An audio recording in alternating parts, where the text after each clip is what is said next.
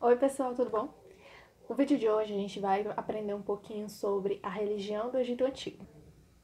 No Egito Antigo, a religião era um dos principais aspectos da cultura deles. Basicamente, tudo no cotidiano deles girava em torno da religião, da religiosidade. Ou seja, eram voltados para os hábitos, para os rituais, para as crenças, tudo no cotidiano deles era voltado para essa prática religiosa. E a religião desse povo era baseada no politeísmo. O que é politeísmo? Polis vem de vários e teísmo vem de crença, ou seja, crença em vários. Vários o quê? Vários deuses. Então eles acreditavam em vários deuses. Além dessa religião baseada no politeísmo, ela também era baseada no antropozoomorfismo. Meu Deus, professora, que palavra gigantesca. Não sei o que significa isso, não sei, nunca ouvi falar.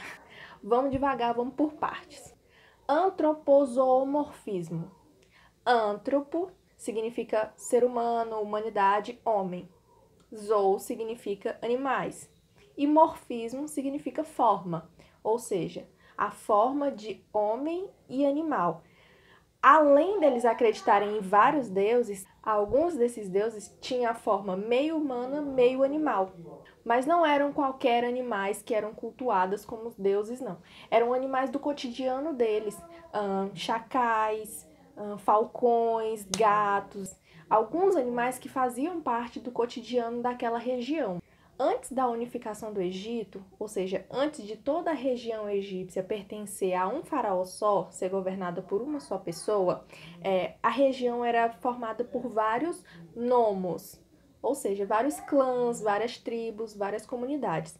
E cada um desses nomos, cada um desses clãs tinha a sua própria religiosidade, os seus hábitos, as suas crenças, as suas divindades. Só que após a unificação desse Egito, dessa região egípcia, ali no século IV, pelo faraó Menes I, a partir daí os faraós começaram a impor a sua religião ao povo do Egito.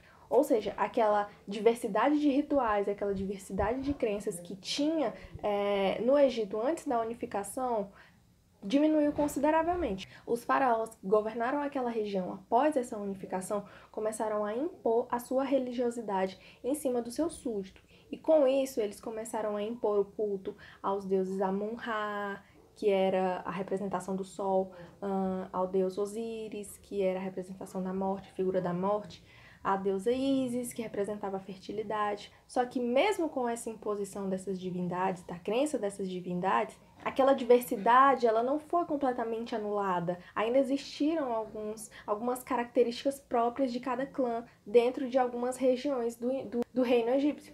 Uma das características principais da religiosidade dos egípcios era a crença na vida após a morte. Quando alguém morria, a alma dessa pessoa era enviada ao mundo dos mortos.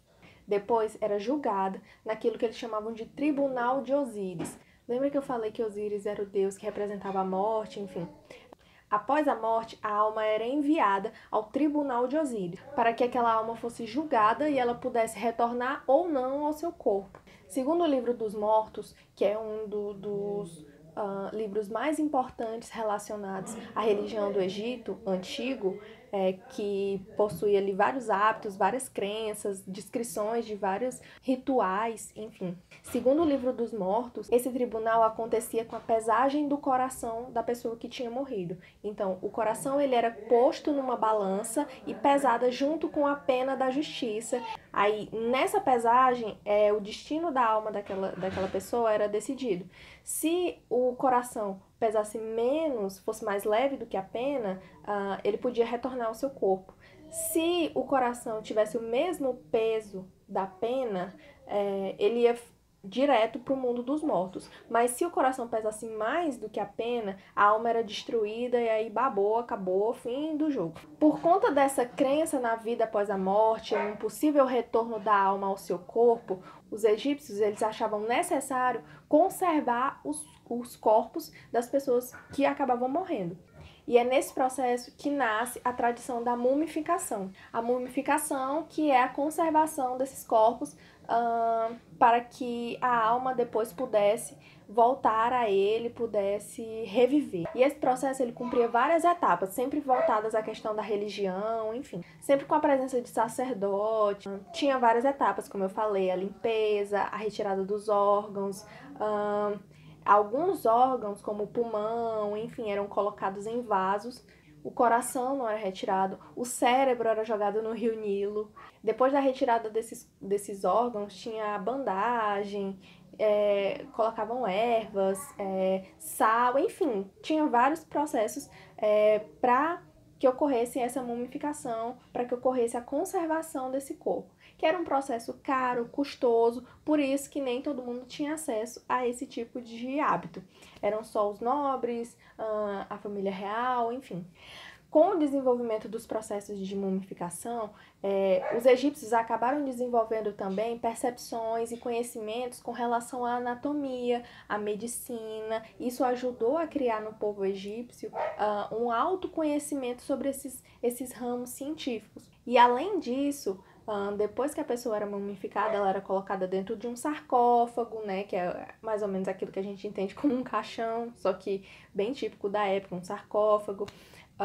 Depois o sarcófago era colocado em uma pirâmide, se fosse o caso da morte de um faraó, era colocado dentro de uma pirâmide. Se fosse um príncipe, ou um nobre, ou um arquiteto, alguém importante, quando morriam, essas pessoas eram colocadas dentro de mastabas. É mais ou menos uma pirâmide, só que é um pouco menos...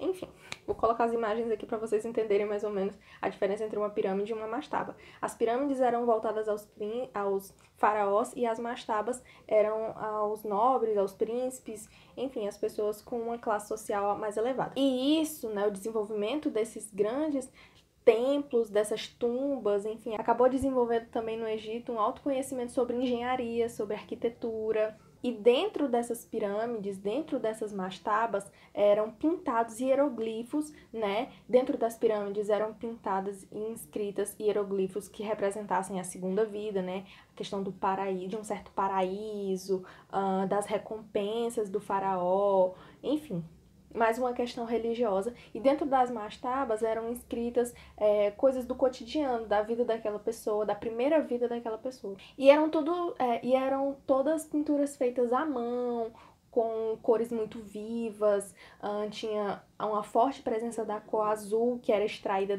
da pedra de lápis lazuli, tinha a cor vermelha, que era extraída da oxidação do ferro, tinha a cor preta, que era retirada dali da queima da madeira, sempre misturado com muitos óleos, animais.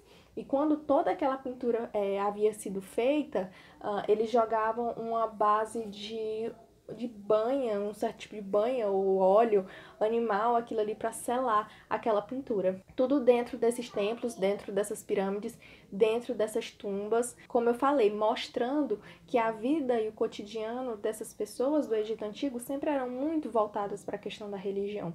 E é isso, pessoal. Eu espero que vocês tenham entendido um pouco sobre esse aspecto tão importante da cultura do Egito Antigo. Eu espero que vocês tenham aprendido alguma coisa. E qualquer coisa vocês podem me perguntar, tá? Não é segredo pra ninguém que eu deixo aberta perguntas. Um beijo. Espero que vocês estudem, que vocês entendam. E até a próxima. Tchau. Tchau.